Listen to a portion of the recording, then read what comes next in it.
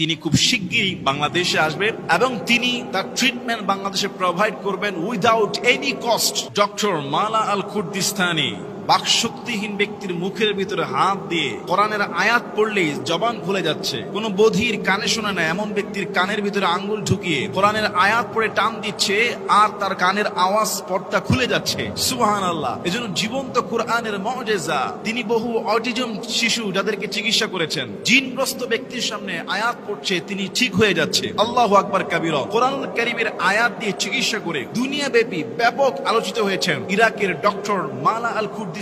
তিনি কোরআন থেকে যখন চিকিৎসা করেন তখন তার একটি আয়াত আমি বেশি খেয়াল করেছি, কোরআনের যে আয়াত তিনি সবচেয়ে বেশি পড়েন, ওয়ানুনাজ্জিলু মিনাল কুরআনি মা হুয়া শিফাউ ওয়া রাহমাতুল লিল মুমিনিন ওয়ালা ইয়াজিদু যালিমিনা ইল্লা খাসারা।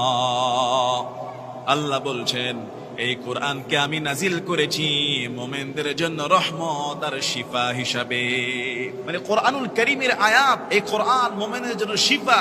এটা বাস্তব জ্বলন্ত মুজিজা প্রমাণ দেখছি। ডক্টর মালা আল কুর্দিস্তানি যখন এই আয়াত পড়ে কোন বধির ব্যক্তির কানের মধ্যে ফু দিচ্ছে, কানের আওয়াজ খুলে যাচ্ছে। সুবহানাল্লাহ। বাকশক্তিহীন, কথা বলতে পারে না এমন ব্যক্তির মুখে হাত রেখে তিনি কোরআনের আয়াত পড়ছেন। মুহূর্তের মধ্যে সেই ব্যক্তি বলছে লা ইলাহা ইল্লাল্লাহ।